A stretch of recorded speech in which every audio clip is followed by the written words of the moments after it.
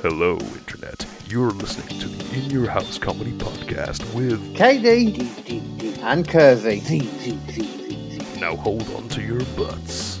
Keep your arms and legs inside the podcast at all times.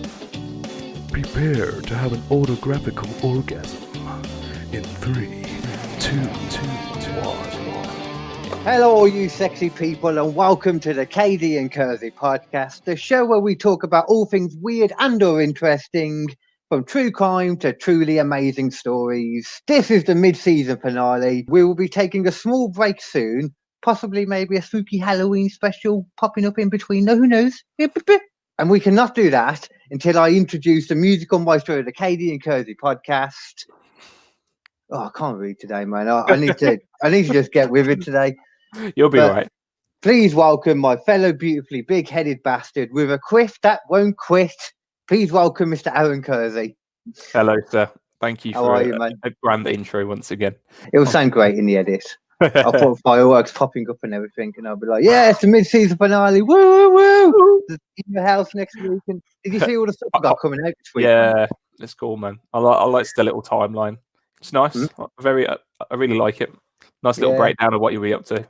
Yeah, because we've got what is it then? So we've got today, obviously, the KD and Kersey, and then we having the little break for a bit, and then comedian quiz off on Wednesday, and then an In Your House season 3 premiere Friday, and then I'll have another one coming out on Monday, and that'll be like it for a few weeks. Sound looks good. I look forward to them. I'll make sure I check them out. I mean, I did anyway. I listened to the comedy podcast before we even started this, so I'll make sure I tune in once again. Oh, cool. I appreciate that. You're welcome. Actually, you are one person I always notice like it or something. I always appreciate that. Yeah, that's fine. I do my best. What have you been up to this week then, man? Not a lot, mainly work. No, nothing interesting, man. You know me. myself. This planning what I'll be speaking about on this. Bit of bass band practice, even though. Oh yeah. You know, try and socially distance it if we can, but I imagine they're also getting worse. Yeah, how many are in your band? Only 3. Oh, okay. That's not as bad. Only 3. You got 5, don't you normally? Mother's studio. Mothers. I know Mothers. Yeah. With a U. So we've got a lock up there. Our singer, you got one of the lockups. Yeah, one of the lockups. I know one of the lockups supposed to be a lot nicer, aren't they, than the actual rehearsal rooms? I have heard that. Wasn't it quite a long? I'd say the other way around. Oh, okay. Yeah, I'd say. Is it a long waiting list? Is that what it was? There was something about we were trying at one point. I know when I tried to start a new band, there was a waiting list and there was barely anything there. So we ended up using the rehearsal rooms, which it turned out to be a lot more expensive because it's pay as you play sort of thing. Yeah. But yeah, there's only 3 of us, which is great because our guitarist is our lead singer and a drummer, and then me. Yeah. So nice and easy. That's exactly the same setup I had with DB10, and we had our own lockup for that time too. It was really nice with the 3 of us. You know, you can have a proper little circle going on. Yeah, definitely. Nice little circle jerk. You been watching any programs lately? No, a lot of YouTube, man. You know me. That's where I get most of the information from for our podcast, and I spend a lot of time watching stuff on there or reading Reddit. Well, I was going to say, what have you been up to? Anything interesting? Oh, what? That was what I meant to say, actually. Yeah, not interesting. I've been rewatching Gotham this week, though. Oh, I love that show. Yeah, same. Got a lot of bad press. I was watching something and they were saying how bad it was. I was like, I like this. It's a bit cheesy. But you know, it's Batman. Like, you know, it's Batman Origins. What more do you want? I love the Penguin in it, man. The Penguin, mate. The Penguin and Riddler. Yeah, they are great in that show. I really do like it. Yeah. I wouldn't mind rewatching it. I did finish it, and it does take a dip, I will say. But I am noticing that now I'm on season 3, and I'm noticing it starting. So it goes back up around season 4. I think there was 5 seasons altogether. There was, yeah. But yeah. Oh, that's cool that you're watching that. I love that show. Yeah, right, banging. After that, I was thinking about watching Prison Break again. Oh, but I shouldn't say that now, though. Actually, take that back. Take that back. That back. Doesn't matter. What's your story, Aaron? Oh, well, It'll make sense later. Oh, okay, interesting. Well, we I mean, I would love to have found a segue for this to this week's episode, my friend, but I cannot. Let's try it again. I did Leanne's program. Yeah. Yeah, that was good, man. Just a load of drinking random alcohol. Okay. Answering questions. Where's Leanne from? Is she from Birmingham? I think so. Okay, interesting. Because my story this week is based around there. In Birmingham? Yeah. Wow, that was a natural segue. I know. Well, it's actually in Hagley. Well, so we got there still. We got there. But wait, is it who put someone in the elm tree? The Wych Elm. Yeah. Yeah. Okay, I like the story. Please go ahead. I can't remember it. I just remember the title. So, on 1943, 4 local boys, and I'll name them as well. It was Robert Hart, Thomas Willits, Bob Farmer, and Fred Payne. I think they were poaching or doing some sort of playing about as young lads do around those times. Did you know that? You probably do know that, like the kid that's called Farmer, for example. Do you know where old family names used to come from? Go on. Your job. Ah, okay. Job. So Farmer. That's why Smith is the most known English last name, because of blacksmith. Blacksmiths. Okay. Yeah. Interesting. And I did not know that. Adam, I know Adam Fletcher. That's from a bow and arrow thing. Interesting. Yeah, loads of them, man. Yeah. I'm learning as I go as well. So. Sorry. That's all right. No, as I say, it took place in Hagleywood, part of the Hagley estate, belonging to Lord Cobham, of all people. Don't know who he was, but so near to Witchbury Hill, when they came across this, the Wych Elm, thinking it would be a great place to hunt for birds' nest. I think that's what they were doing. They were bird nesting. So they're looking for those. Farmer, our good friend Farmer, attempted to climb the tree to investigate further. And as he climbed, he glanced down into the hollow trunk of the elm and discovered a skull. Of all things, a skull in a wych elm. It's a big ass tree, isn't it? Yeah, like it's just another term for a large elm tree, and it just sort of overflowing with all the it's prettiness. Prettiness. So this is like wartime. It probably like most of the place probably looked like shit back then. 43. It probably looks better than it does today. They're probably newer back then as well. Well, yeah, I suppose they would have to be newer. Yeah. Back then. Okay, I guess, yeah. So he actually thought it was an animal skull, of all things. But you would. After viewing it closer, he saw human hair, human teeth, realizing it was actually, of course, a human skull. They were actually on the land illegally. So when he took it out to like look at the skull, he then put it back in because they were like worried about getting caught. He took it out. Yeah, so he took it out. That's bad enough on its own. Looked at it and thought, "Shit, that's a human skull," and then put it back in. That would not be my first inkling. I see a human skull and I'd think, I'm going to pick this up. Yeah. Run away. Phone police. Well, or go to the nearest telephone box. Even though you're always a suspect when you ring in a murder or even find a skull like that. So I don't even know if I'd ring it. I suppose with these being remains, though, I suppose they wouldn't suspect them too much. But yeah, so I think they eventually went home, didn't tell anybody anything about this. Once they did get home, I think they felt guilty. So they all felt uneasy about what they'd witnessed and decided to report it to the parents. So at that point, that's where, good old police force get involved. So when the police actually checked the trunk of the tree, they found almost a complete skeleton. So I'm guessing when it was Farmer, wasn't it, who found the skull? He probably just saw the skull, took it out, didn't look for the rest, and was like, "Oh, it's a skull." Yeah. But where's the body? So they found a complete skeleton, as we say, with one shoe. Don't know where the other one was. Oh, Must have went wandering. A gold wedding ring, some fragments of clothing as well. So fragments. Yeah, I suppose. It probably wore away as well. Yeah. Yeah, like little bits of material on there, as you say, probably wore away.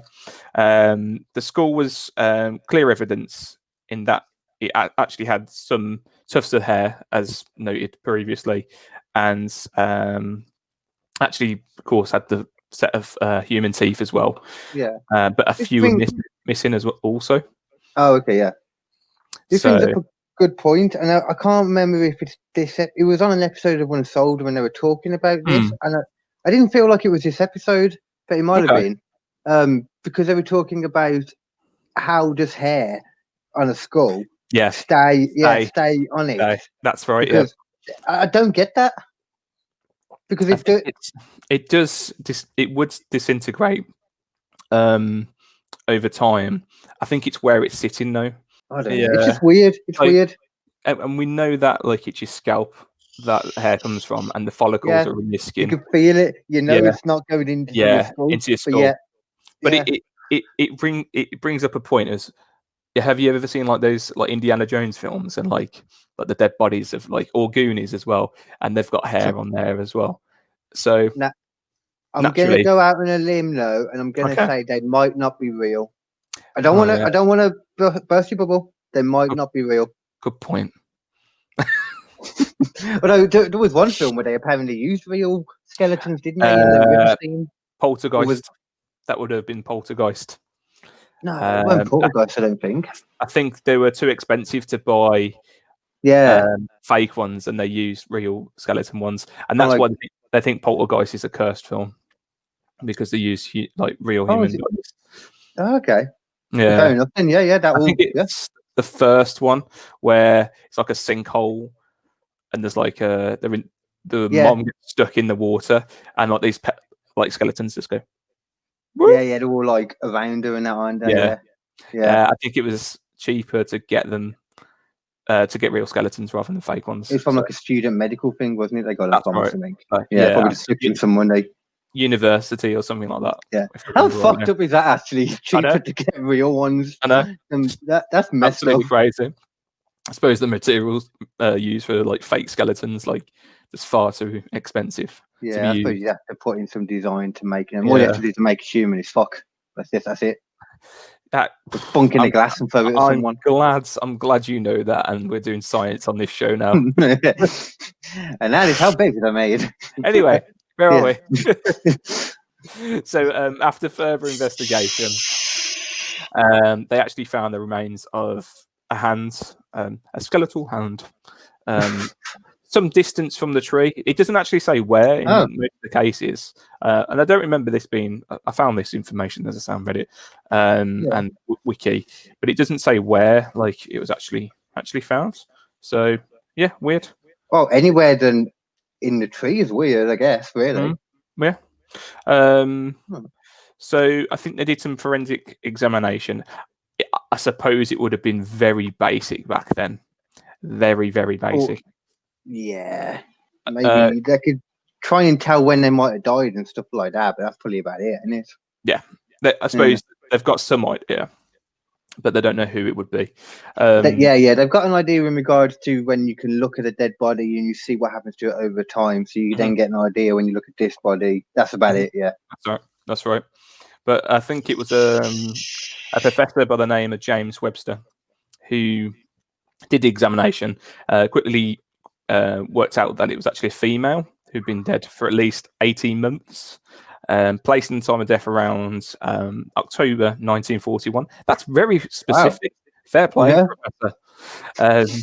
He also discovered some sort of item in her mouth, suggesting that she'd actually died from suffocation. So it looked like it was placed in there. And from the measurement of the trunk in which the body had been discovered, he also explained that she must have been placed there still warm after killing, as she could not have fitted once rigor mortis had taken hold of the body. So it gives us an indication of how it was placed there. Police looked into this further, could tell from the items found with the body what the woman may have looked like. But with so many people reporting missing during the war, as we mentioned, it was it's a war. 43. Yeah, 43. So records were too. Well, it's impossible to find out who the person would be. Absolutely. It'd be like everything's going bad now. Like we're keeping track of everything. Back then, it'd be like this times 5 back then. Oh, absolutely. Yeah, man. The cross-reference all the details they had with reports of missing persons throughout that particular area. That particular area. But none of them seemed to match the evidence. I wrote this. I was laughing because I didn't notice you make a mistake either. Oh, fair enough. Thank you. Same to me. So in addition to this, they contacted dentists all over the country. Since I suppose dentists can use records to sort of track. That's how they do it, isn't it? Yeah, even now still. It still happens today. So I guess it was very, very similar back then. Probably not as intricate and not as much information that they can use, but they probably just have like sketches, probably more than photos. That's right. That's it. Very basic. But in 1944, and this is how the story gets its title. So a graffiti message related to this mystery appeared on a wall in Upper Dean Street. Who put Bella down the Wych Elm, Hagley Wood? This led to investigators bringing up new leads, tracing who Bella could have been. Other messages in the same sort of form appeared as well, like who put Bella in the Wych Elm. That's where that one comes from as well. Since at least the 1970s, graffiti has appeared in Hagley near the woman's body was discovered, which asks, as I said there, a slightly modified who put Bella in the Wych Elm. So a few variations of this question has been placed as graffiti on certain areas. So you can imagine it would catch on after a bit, like if someone's done it, it could catch on then. But that first person, that's the interesting one. Yeah. What do they know? Yeah. Which leads us to our theories, actually. Oh. Nice little roll into it there. Oh, I like your cup. It's got your name on it. It's got half my name on it. Kind of. Yeah. Yeah. Hey, need to get some KD merch. So I'll show you this. There we go. That's cool. It's what I got for doing that thing. I got a personalised glass for doing it. That's cool. Fair. Should get some branded KD and Kersey ones. Hell yeah. And then when we're like doing our chats, just start drinking out of them together. That'd be a damn good idea, actually, yeah. So, as I say, it leads us to our theories.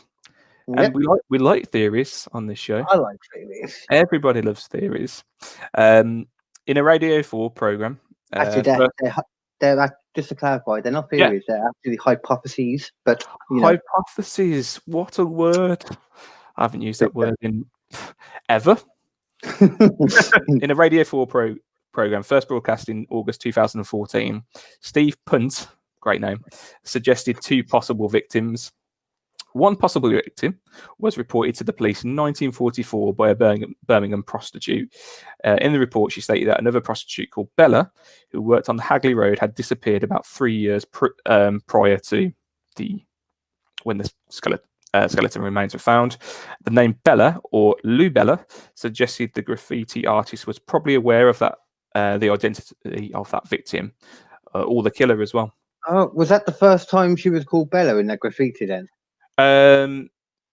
Yeah, so in 44, I think that's when they started appearing, the graffiti message. Yeah. So there was nothing on her body that let them know she was called Bella. They just started calling her Bella. Yeah, and I think it brought up within the last 6 years of information that was brought forward. A second hypothesis. It's not a theory until it's there and it can't be proved wrong. Came from a statement made to police in 1953 by Una Massop, in which she said that her ex-husband, Jack Massop, had confessed to family members that he and a Dutchman called Van Rout had put the woman in the tree. Massop and Van Rout met for a drink at the Letelton Arms, a pub in Hagley. Letelton Arms. Later that night, Mossop said the woman became drunk and passed out while they were driving, and that the men put her in a hollow tree in the woods, the Wych Elm, in the hope that in the morning she would wake up and be frightened into seeing the error of her ways. What? I know. You can't make this stuff up. You cannot make this stuff up. Hopefully someone has. Can you imagine that? Like, just going out and being like, oh, she's a naughty girl. I'm going to put her in a tree. She got too drunk. And then apparently her hand fell off, and she also got suffocated just because. Yeah, interesting. So Jack Mossop actually was confined to a Stafford mental hospital because he had reoccurring dreams of a woman staring out of him at a tree. Oh, fucking hell. Sorry. Wow. I shouldn't laugh. Oh, you should. You should. This is brilliant, isn't it? Oh, tree. It's coming right for me. It's going right for me. He actually died in the hospital before the body was actually discovered. So the likelihood of this being correct is questioned because Una Mossop did not come forward with this information until more than 10 years after Jack Mossop's death. So I guess that this is why it's all speculation, isn't it, with stuff like this? Yeah. We'll never know. Yeah, it's not very reliable if it's taken that long to come forward. No. Another story actually comes from an MI5 declassified file about Joseph Jacobs, the last man to be put on to be put to death in the London Tower on the 15th of August 1941. Okay. Apparently, an agent parachuted into Cambridgeshire in 1941, but broke his ankle when landing and was soon arrested by the Home Guard. On this person, they actually found a photo of his lover, a German cabaret singer and actress named Clara Borel. Yeah, fuck it. Yeah. Borel. Her. Clara. Jacob said that she was being trained as a spy and that he had made contact. She might have been sent over to England after him. However, there's no evidence that Clara actually parachuted into England. And several witnesses described that Clara was around 6 foot tall, while Bella was 5 foot tall. In September 2016. Why would they just assume it's her anyway, just because she parachuted into somewhere? I suppose because if she's parachuting into England and maybe something happens, she gets stuck and she crawls into a Wych Elm because she wants to. As I say, they go from her parachuting, so naturally she must be the one stuck in a tree. Yeah. Not on a tree, which would make more sense. Tree. It would make more sense if she's stuck in a tree and died in wrapped up in a parachute. That would make sense. Hanging, because it can happen. Yeah. I suppose if she had that landing and she crawled in the tree for warmth or something, I don't know. I mean, I'd like to think if she was parachuting and she'd at least have a jacket on, though. Well, it's true. To keep her warm, and then she could use the parachute as a blanket. Yeah, true. Yeah, so yeah. But in September of 2016, it was actually determined that Clara had already died in Berlin, December 1942. So she was already dead. Yeah. There you go. So it can't have been her. So another story. This is another one. There's many to this. I think there's a couple more, maybe one more. So just to clarify, with that one just then, they didn't even know for sure that she had come and parachuted into England. They were just saying she might have. She may have done. She may have done that. I don't know. So this person in Germany during World War II, they're like, well, she could have come over and parachuted. Yeah, she was a spy. She was trained to become a spy. She may have come to England. She may not have. They might as well just picked any German soldier out and said, well, it could have been him because, he could have come to England. The fuck? They could have picked anyone out of this lineup, to be honest. They just said it was her. Anyone who's not... Oh, okay. However, another story in 1945, Margaret Murray, I think she's an archaeologist. Yeah, an archaeologist from University College London, proposed a more radical theory: witchcraft. where the severed hand was consistent with a ritual called the Hand of Glory. Well, witches were known to be around Birmingham, I think, weren't they? And I think this is where the confusion comes with who put Bella in the Wych Elm. So a Wych Elm is a type of elm tree, and it's spelt differently. It's Y. Yeah. Sorry, my spelling W-Y-C-H. That's it, yeah. rather than W-I-T-C-H. So, yeah. Called the Hand of Glory after Bella had been killed by gypsies during an occult ritual. So they think it might have been gypsies acting as witches doing a ritual. I thought at first you were talking about like they were going to say it was like someone on a broomstick or something, but that kind of witchcraft that did happen, so I could believe that. It's plausible, isn't it? And the thing that they stuffed in their mouth could have been, I don't know, an offering to Satan. I don't know. Yeah. And flowers in the mouth. I don't know. And then even more so, flour and something in the mouth, and also wrapped in the earth. Yep. Cocooned in the earth as a offering to Satan or whoever they think exists. Or whoever their leader is. But I quite like that one. So cut up a hand, shove her in a tree. Yeah, and the first one that actually addresses the hand. Yeah, it does. It actually does. So there's no evidence still, but so far for me, that one's like interesting. Yeah. Last story. In 1953, another story surfaced, namely that Bella was a Dutch woman named Clara Bella Dronkers. That's a brilliant name. Killed by a German spy ring consisting of a British officer, a Dutchman, and a musical artist for knowing too much. What she knew, I don't know. And why was this group formed? I don't know. It sounds like the beginning of a terrible joke or a racist joke. A British officer, a Dutchman, and a musical artist walk into a bar. One says "ow." Walk into a Wych Elm and say, "Get in that tree." There seems to be no logic for what. Is there any logic behind this? Nope. Okay, cool.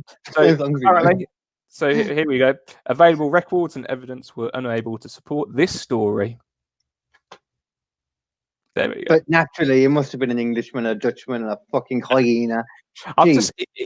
Every time you say it, I feel like there should be an Irishman after, because that's how the books normally start, don't they? So, why would I just assume that? Why? It's like the same with aliens. The theories are just, quite vivid, aren't they? Vivid imaginations. I do like it's interesting I do like the parachute one, to be fair. Like, it could happen, but I think my favorite one is the rituals. Yeah. Considering we already know the parachute one didn't happen. It's true. It's very true. But it could happen, apart from the fact it didn't. It didn't happen because that person was already dead, so it didn't happen. I just kept imagining a parachute and just going like the trees like down here, sorry, and she just goes and just lodges in the tree somehow. Yeah, like straight into the. Oh no, don't do that. Yeah, like bouncing or something. Like this. So, did you know? Recently, it's been confirmed that the original skull and autopsy report had actually been lost by the police. I didn't know that. Jesus. So an artist reconstruction this. Okay. You know that photo that I showed you of that? Which one first did you say? So if you did a skull first. So I just wanted to show you what the skull looked like, Carl. It has literally got like a chunk of hair or something on the side, isn't it? Yeah. So I don't even know what that is. But yeah. So as you can see, human skull, nothing, not familiar about that. You can't be mistaken for an animal skull. You can see a little bit of hair. It looks like a kind of a leaf by the eye as well. It could be, yeah. But then again, actually, that's not hair because you wouldn't have hair there. Yeah, in the eye socket. Yeah, so it can't be hair. In the nose. Just some. It might be some of the hair from the head. Maybe got lodged in some mud and just stuck there. It's probably stuck on it somewhere.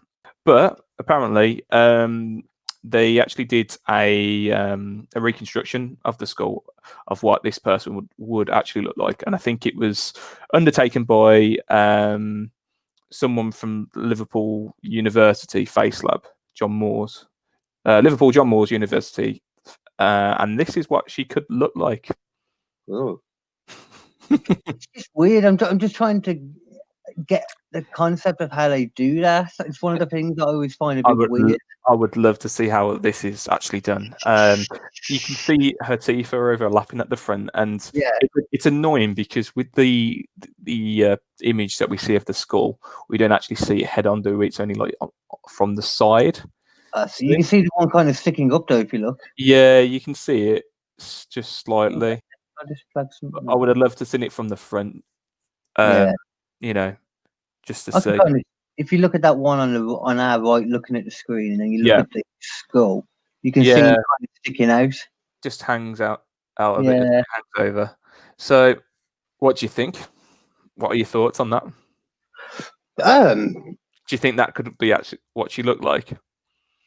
I have no reason to distrust what they're able. They know what they're doing. I don't. Yeah, I have no reason not to. That's true.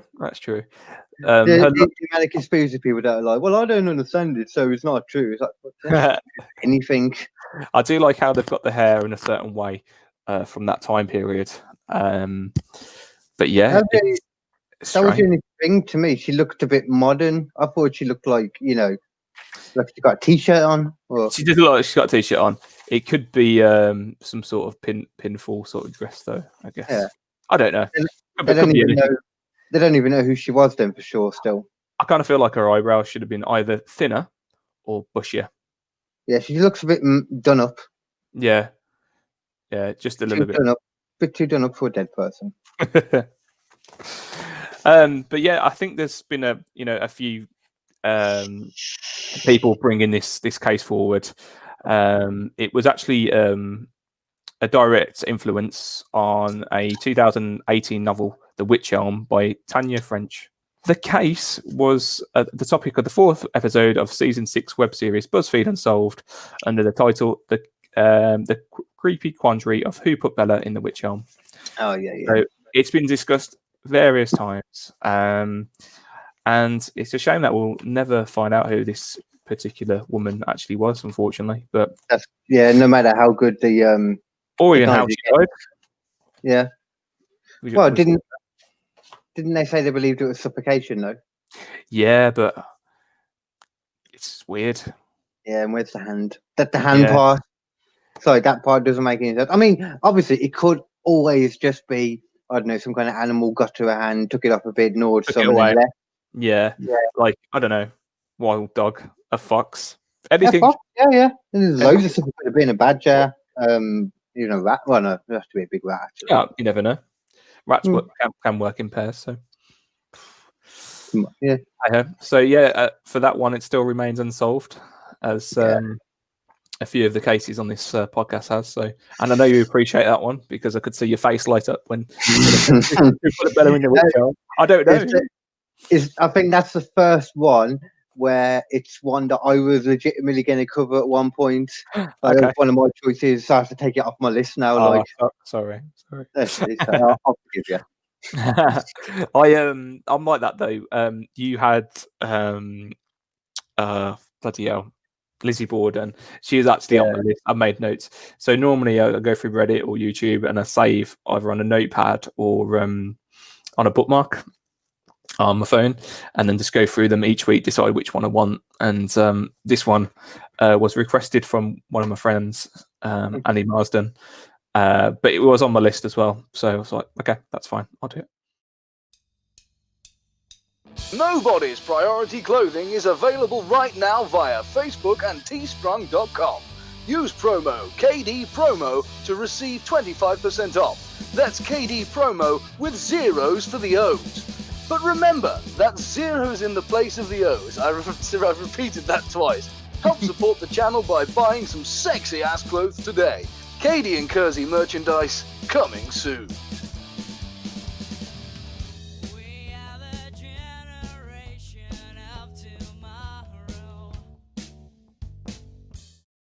Okay then, so it is my go now then, isn't it? Indeed. Okay. This is, well, I wanted to do something different basically this time around. A lot of the time, you know me, I normally like to get all the details, focus on the details too much, sometimes lose the story and that. This time I wanted to look at one particular thing and then a few stories based around that don't have all the details. 2 stories anyway. That will be based around prison breaks, prison escapes. Like, is that why you were like, oh yeah, oh, I'll take it back. Thinking about watching a Prison Break again. Oh, but I shouldn't say that now though. Actually, take that back. Take that back. Doesn't matter. What's your story, Aaron? Okay, fair enough. As soon as I said the word that I was about to watch Prison Break, I was like, no, I can't say that now. No. So you're going to speak about the Great Escape instead, or The Great Escape was one of the ones that was on there. The actual true story behind the Great Escape. Escape from Alcatraz? The first one that I'm going to cover is the Alcatraz Escape. Yeah. So Alcatraz. That's it. Yeah, Alcatraz. Alcatraz. Hard to say. It is. Especially with someone with a tongue this size. Just to let you know, I barely knew anything about this, so I'm intrigued. Oh, cool. Alcatraz Federal Penitentiary is a now unused maximum security prison located off the shore of San Francisco and the aptly named Alcatraz Island. It was surrounded by bitterly cold and unruly waters that were filled with jagged rocks. Alcatraz, aka the Rock, if you smell what the Rock is cooking. He's through singing. Get ready for the fight. I'm gonna just bring the story. Alright, I'm gonna cut that. Was in use from 1934 to 1963 and was believed to be a truly inescapable prison. However, the events of 11th of June 1962 would bring that statement into debate, a debate that is still going strong today and has been the subject of multiple documentaries and even its very own Mythbusters episode. Okay, so, I do have all the names here, but I'm not going to go through all the names. I tell you what, Frank Morris, Alan West, and brothers John and Clarence Anglin were prisoners being held in the aforementioned Alcatraz Penitentiary. The guards assumed there was some type of romance going on with them, as they all put in requests to be moved to 4 connecting cells. The request was granted. Mistake number 1. Prisoners would also be allowed musical instruments and were allowed to play them at certain times, such as accordions. Okay. Mistake 2. Lastly, I would have loved that prison. Just give me my bass. Lastly, the prisoners were given ample amounts of free time and trust, as the guards had such unequivocal faith in the inescapability of Alcatraz Island. Mistake number 3. Man, these guys don't know how to run this prison, do they? They had complete trust that it was inescapable. They were like, we don't need to, like what they're going to do? Swim in the cold.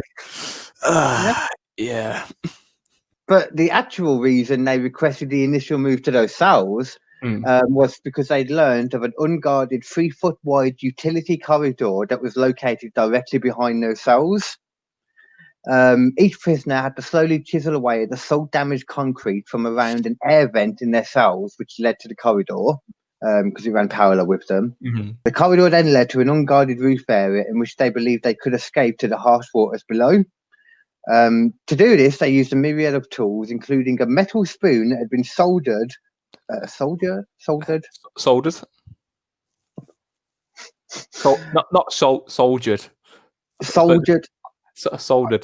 I can't. It all sounds the same when I say it. Soldered. Soldering iron. Soldier. That's soldier, and then there's solder, and then there's shoulder. I'm going to solder that soldier to my shoulder. Yeah, there you go. That's it. That exactly it. That's how you would say it. It's almost as bad as when I go to the cinema, like I said, and I'm going to go up and ask for my ticket, and I say, "Can I have 4 for 4, please?" Wait. What do you mean? 4 for 4? What? 4, please. Can I have 4 for 4, please? At 4:40. Stop it. I want 4 tickets for 4 for the Marvel film. Love and Thunder. I can't say it. I can't. 4 to me. An ongoing joke. Oh, that hurts my soul. I couldn't work it out at all. Anyway, they did this. Fucking hell, where was I? They used a myriad of tools, include a metal spoon that had been soldered with silver from a dime, and an electric drill improvised from a stolen vacuum cleaner motor. They kept their work secret by only doing the noisy stuff during the aforementioned music hour, when all the prisoners would be permitted to play their instruments. And one of them had an accordion, so he'd be right by them playing as well. Yeah. And they also hid the work on the vents in their cells by covering them with fake walls that were silvered enough to fool the guards from a distance. The prisoners removed each fan and motor from the air vents and widened the hole. They also created life-size dummies out of paper mache, complete with human hair that they had stole from the barber shop. Wow, that's freaky. Yeah. That looks like some sort of Texas Chainsaw Massacre mask. Yeah. Man. This is why I wanted to cover this, though, man, because I think it's quite just cool, the amount of ingenuity, the amount of stuff they, Look at that ear. They really designed it well. Yeah, man. Shit, yeah.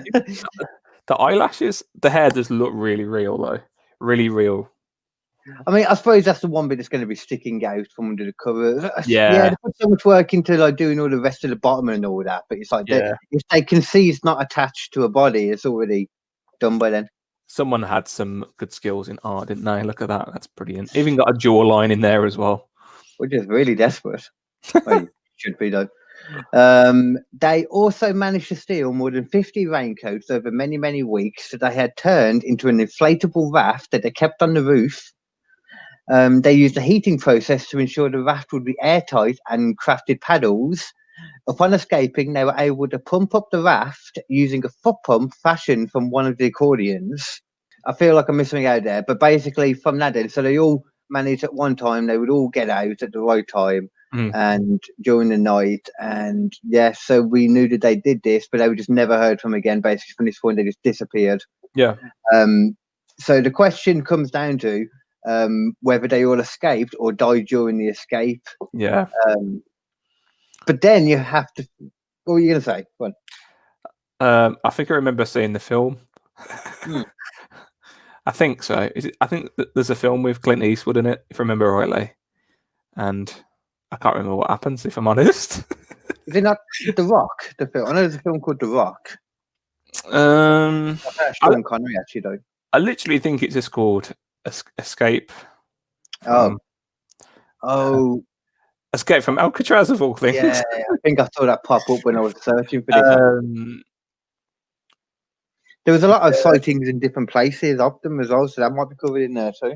I think they pretend that they drowned, or they do get away, but they just figure, oh, they've drowned, and then they trust them enough to drown. Yeah, they're like, bye. I think that I reckon that they did escape. Yeah. Same. But the question is, though, if all that happened, or if they all either escaped or they all either died, then how do we know so much about the escape plan and how they did it? That's because one of the escapees, Alan West, who was involved in the whole plan, was left behind because he was not able to escape his cell. We have an example right now, Aaron, of a fucking idiot. Go for it. He had made a hole in his cell like the others and been onto the roof many times. He'd already been out his cell. His problems occurred when he started having issues with his fake wall that was hiding the hole from the guards. So what they decided to do was they held the wall in place because it kept slipping down and bonded it to the wall with cement, which shockingly did too good of a job. Wow. By the time West was able to chip away the cement, the others had already long gone with the raft, and he knew it would only be a matter of time, obviously. the FBI started an investigation into the escape that lasted from 1962 to December 1979, and was eventually closed with no conclusive outcome. This is why I think that they got away, because there's been no evidence whatsoever that points to the success or failure of the plan. There's no evidence at all. Yeah, well, tiny things. It kind of reminds me of a bit different, but the old DB Cooper case where there's no evidence that he's dead, but there's no evidence that he's alive either. Yeah, but I mean, at the same time, though, that was over a jungle, and the jungle doesn't push you to shore. It's true, but they could have drowned. And unless he was like a D.B. Cooper, unless he was like a master paratrooper, it wasn't something like with the lowness they were at and the speed or something. It would have been like it would have been within the trees and all that stuff. But yeah, there were suspected photos of the men, but these were never substantiated. Of people saying, "Oh, these look like them," but you never know. The photos weren't great back then, anyway. No. But no bodies or rafts or anything were ever recovered. There was little bits of rubbish I heard at one point, but either way, there was no bodies. So it's just how it works. They would get washed to the shore generally. In 2013, one of the apparent escapees, John Anglin, apparently sent a letter to the FBI that confirmed they did survive and continued to live on to an old age in America, confirming that all the others had since died from natural means, and he was now 83 with terminal cancer, hence why he was telling them. We don't know if it was him, or we don't know anything, because the FBI never followed up on the letter writer at all, never made any official statement on the matter. I suppose they were like, he's 80 now. We trust him enough again. Yeah. We're very trustworthy people in this story.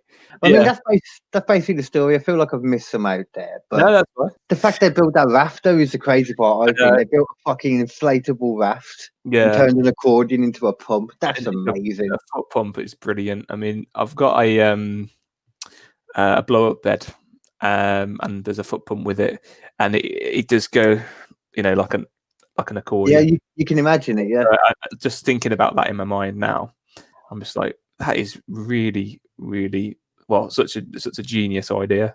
Yeah. So, props to them.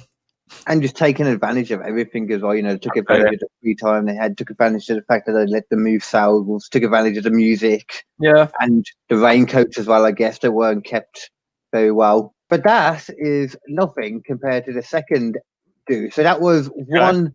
That was a group of 4 people, or 3 in the end, escaping together once in an unescapable prison.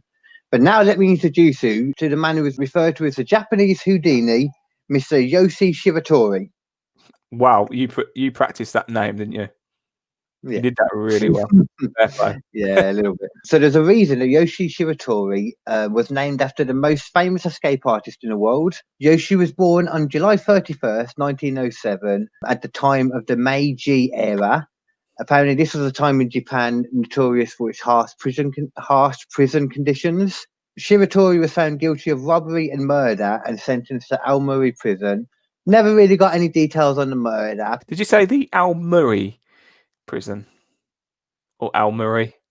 Oh, yeah. I realised I've written these out phonetically. So, Aomori. I thought you said Aomori's got, lads, I've got a prison. I have written it as Aomori, but it must be Aomori. That's brilliant. There were very few details about this time in his life and the robberies surrounding it all. However, he would only serve 3 years of his intended sentence. This was the first of a number of escapes that would lead him to being known in Japanese pop culture as a famous anti-hero type character, with mangas and statues based on his life. He got, when they... Just like a legend. A bit of a local hero, local legend. One day his guard brought him a bucket of water to wash with, as was the norm for the last 3 years. As he looked into the water, he noticed a tiny piece of metal wire at the bottom of the bucket. He took it out, and when no one was looking, he would slowly teach himself how to pick locks, because he couldn't do it. He couldn't pick locks, but he had plenty of time. Eventually, he got good enough that he was able to pick his lock and escape. They don't really give any more details than that at this point, but he just got out, I guess. So, escape number 1. He then managed to evade the law for a number of years, but as he was unable to work, poverty was a big issue for him in this time. He would turn to crime, which ended up being his downfall, as he was arrested again after stealing some surplus supplies from a hospital. In 1936, he was sentenced to life in Akita prison. Bit harsh, I thought, for that, but I suppose it's already because he escaped once. Yeah, I suppose because he's just not a very good boy. They're like, you've committed so many crimes now, you're going away for life. Yeah. He would instantly start trying to come up with an escape plan as soon as he was put in the cell this time. The cell he was in was narrow with very tall, smooth stone walls. So just a very narrow, like plain stone walls. Yeah, literally just a bit of a dungeony looking thing, just an narrow one. Yeah. After pacing around for a while, trying to look around at his environment, trying to figure out something he can do, he gave up and eventually lay down on his crappy bed. And this was when he came with the inspiration for his second escape, one more badass than the last. He had noticed an air vent on the ceiling, which, as he knew, must lead to somewhere. He spent all of his time in Akita figuring out the best way to get up to it.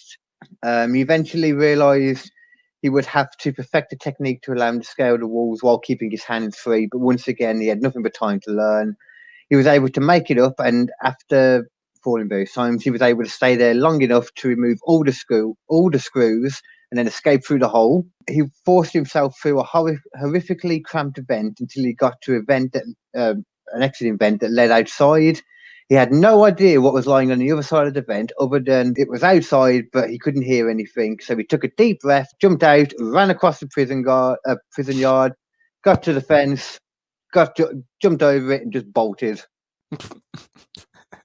Fair enough. Yeah, it worked. I hope he was a fast runner. It seems like he was.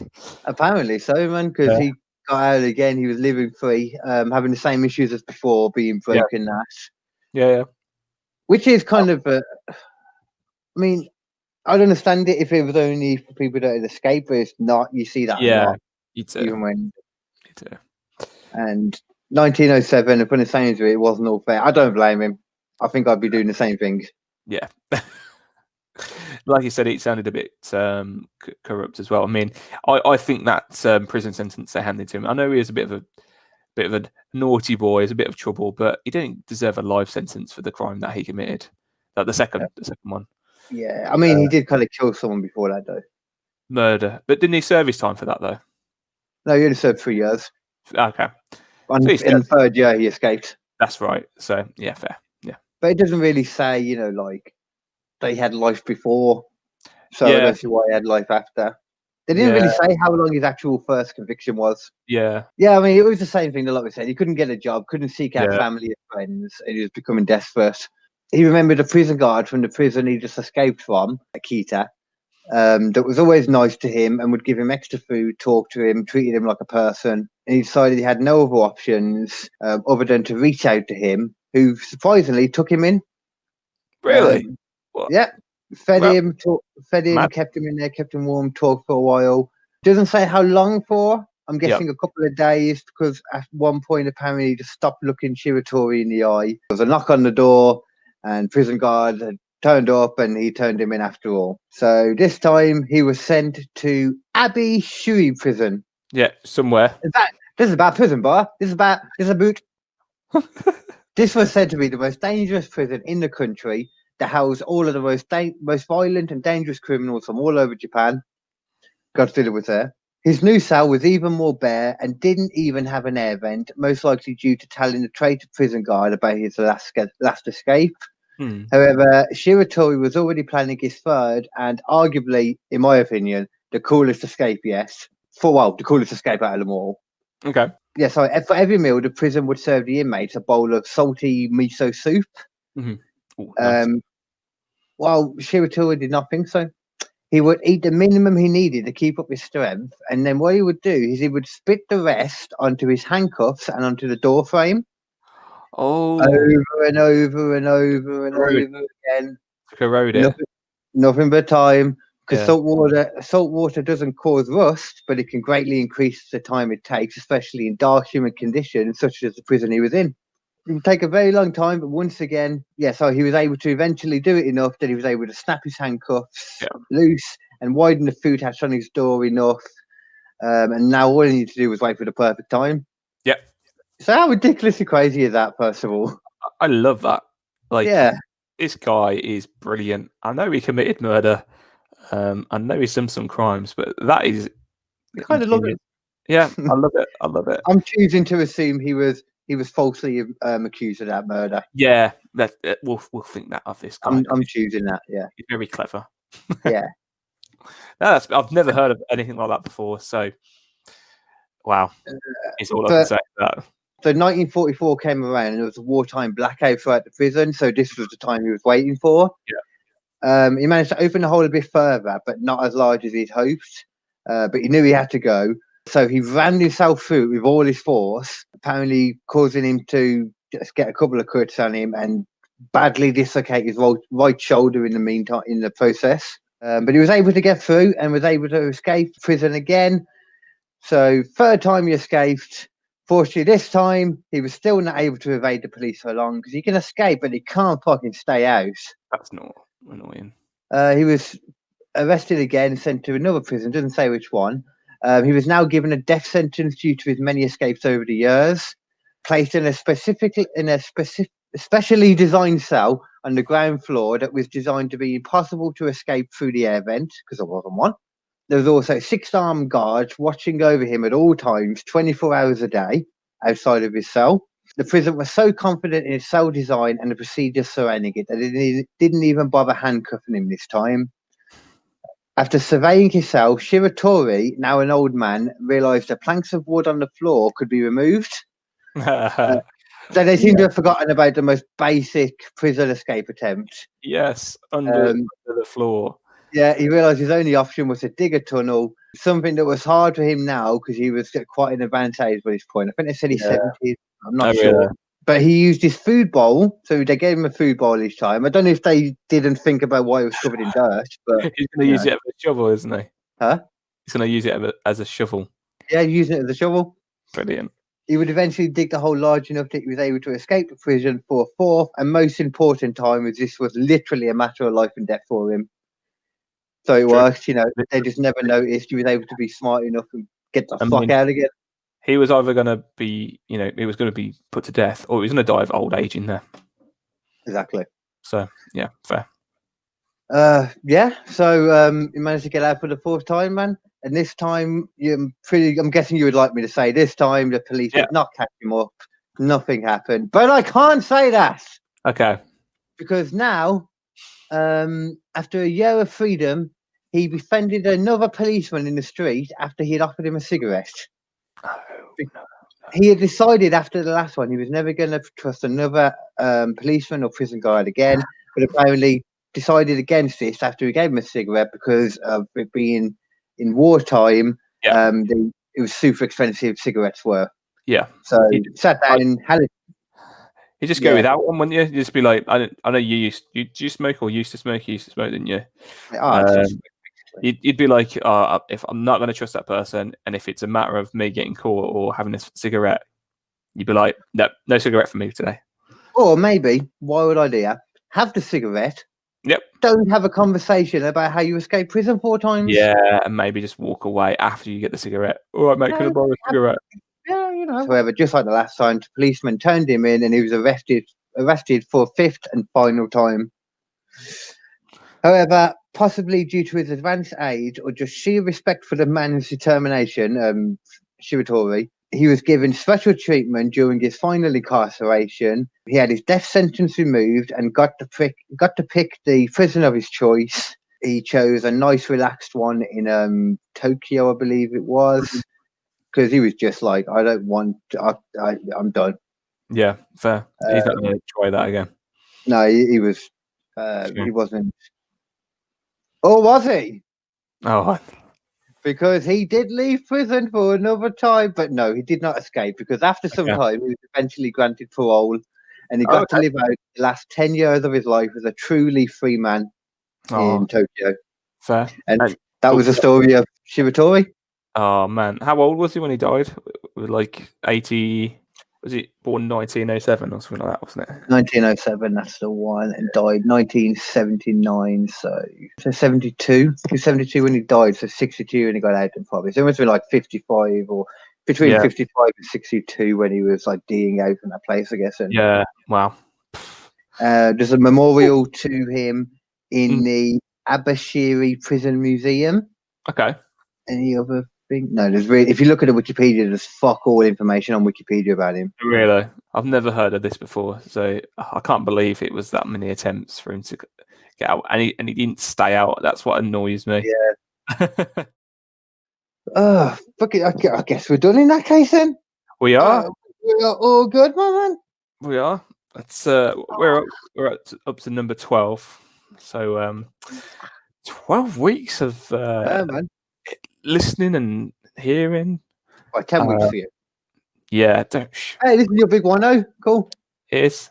I know. I can't do that. There we go. It's that one, isn't it? I don't know. Fuck it. Yeah, that is it. That's us. Still trying to figure that out. That's it. Look like a Dudley brother.